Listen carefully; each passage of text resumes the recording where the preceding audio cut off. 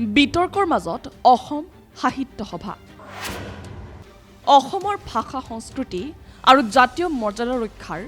ভূমিকাত বিফল হৈছে নেকি অসম সাহিত্য সভা কিয় জনতা চৰকাৰৰ ওচৰত গুৰুত্বহীন হৈ পৰিছে অসম সাহিত্য সভা নমস্কাৰ আৰম্ভ কৰিছো প্ৰাগ নিউজ ডিজিটেলৰ বিশেষ অনুষ্ঠান প্ৰাগ ফোকাছ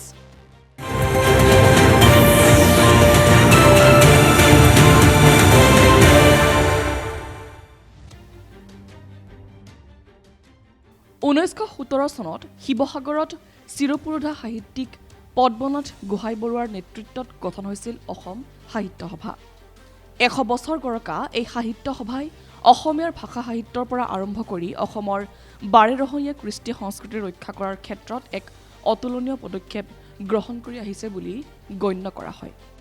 কিন্তু সময়ৰ খুঁটত এই জাতীয় সংগঠনটোৰ ঐতিহ্য যেন ম্লান পৰি গৈছে সাহিত্য সভাৰ প্ৰতি সাধাৰণ জনতা অথবা চৰকাৰৰ সেই বিশেষ টান যেন এতিয়া নাই চলি আছে অসম সাহিত্য সভাৰ একাদশ বাৰ্ষিক অধিৱেশন 4দিনীয়া কাৰ্যসূচীৰে মৰিগাঁও জিলাৰ 12পূজীয়া পাছৰজা সমন্বয় ক্ষেত্ৰত বৰ্ণাঢ্য কাৰ্যসূচীৰে বুধবাৰৰ পৰা আৰম্ভ হোৱা অসম সাহিত্য সভাৰ আজি অন্তিমটো দিন কিন্তু এই অধিৱেশনক লৈ যেন আগৰ উৎসুকতা দেখা নগ'ল অসমৰ ৰাইজৰ মাজত আনকি অধিৱেশনক লৈ অসন্তুষ্টি প্ৰকাশ কৰিছে ৰাজ্যখনৰ একাংশ স্বনামধন্য ব্যক্তিয়ে এসময়ত ৰাইজে নিজে হাতে কামে লাগি সাহিত্য সভাৰ অধিৱেশন সাফল্যমণ্ডিত কৰিছিল কিন্তু 12পূজীয়াৰ চলি থকা অধিৱেশনত দৰ্শকশূন্য হৈ পৰিছে অধিৱেশনস্থলী অসমীয়াৰ জাতীয় আৱেগ জনজাতীয় সমন্বয়ক আঘাত হানিছে নেকি অসম সাহিত্য সভাই একাংশৰ মতে পৰমানন্দ ৰাজবংশী সাহিত্য সভাৰ সভাপতি পদত নিযুক্ত হোৱাৰ পাছৰে পৰাই সাহিত্য সভাই নিজৰ গৰিমা হেৰুৱাই পেলাইছে এই কথা কিমান দূৰ সত্য সেয়া এক অন্য বিচাৰ্য বিষয় যদিও শেহতীয়াকৈ অসম সাহিত্য সভাত অসাহিত্যিকৰ সংখ্যা বৃদ্ধি পাইছে ইয়াৰ বিপৰীতে ৰাজ্যৰ চিৰপুৰোধা সাহিত্যিকসকলক এলাগী কৰা দেখা গৈছে অসম সাহিত্য সভাই কেৱল সাহিত্যিকৰ ক্ষেত্ৰতে নহয় অসমৰ কৃষ্টি সংস্কৃতিৰ ক্ষেত্ৰতো নিষ্প্ৰভ ভূমিকা পালন কৰা দেখা গৈছে অসম সাহিত্য সভাক অসমৰ বিশিষ্ট ভাষাবিদ উপেন্দ্ৰবা হাকাচামে অসম সাহিত্য সভাৰ অধিৱেশনক লৈ অসন্তুষ্টি প্ৰকাশ কৰি অধিৱেশনত অসমৰ ভাষা জাতিৰ সমন্বয়ক উচিত সন্মান দিয়া নহয় বুলি সংবাদ মাধ্যমৰ আগত উল্লেখ কৰিছিল তিৱা সাহিত্য বা ৰাভা সাহিত্য বা মিচিং সাহিত্য বা কাৰ্বি সাহিত্য বা আৰু নতুনকৈ অসম চৰকাৰে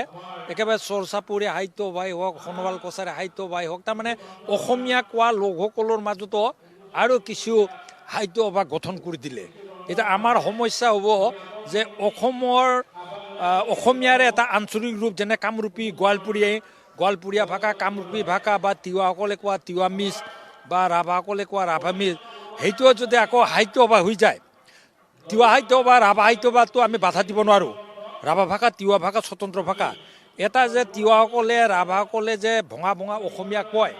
সেইটোও যদি সাহিত্য হৈ যায় তেতিয়াহ'লে আমি অসম সাহিত্য সভাৰ নিচিনা অনুষ্ঠানটোৱে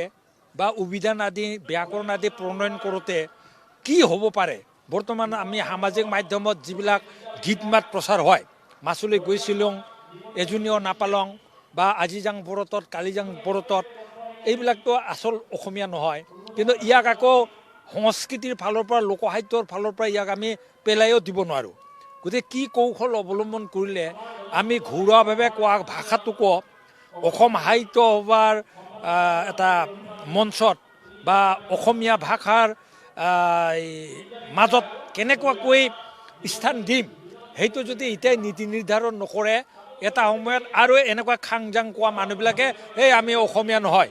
আমাৰ বেলেগ ভাষা মই এইটোৱে ইনডাইৰেক্টলি আজি ক'ব বিচৰা হ'ল আনকি বিশিষ্ট সাহিত্যিক মিলেশ্বৰ পাটৰেও অসমৰ জনগোষ্ঠীয় সমন্বয়ত অসম সাহিত্য সভাৰ ক্ৰুটি আছে বুলি উল্লেখ কৰিছিল তেখেতে আচলতে আশা কৰিছিলে যে তিৱা সাহিত্য সভা বা তিৱা মাথনলাইট অখৰাৰ বিষয় বিভাগসকল ইয়াত সভাস্থলীত উপস্থিত নোহোৱাৰ কাৰণে তেওঁ এটা বিশেষভাৱে কথাখিনি কৈছে সেইটো আমিও অনুভৱ কৰিছোঁ নিশ্চয় কিবা কাৰণ থাকিব পাৰে আৰু সেই কাৰণবিলাক নহ'বৰ কাৰণে আচলতে আদৰণি সমিতি বা অসম সাহিত্য সভাই পদক্ষেপ লোৱাটো দৰকাৰ হয়তো এনেবোৰ কাৰণতেই ক্ৰমে ম্লান পৰিছে অসম সাহিত্য সভাৰ ঐতিহ্য অসমৰ এটা বিশেষ জাতীয় ছাত্ৰ সংগঠন, যি সংগঠন এসময়ত অসমৰ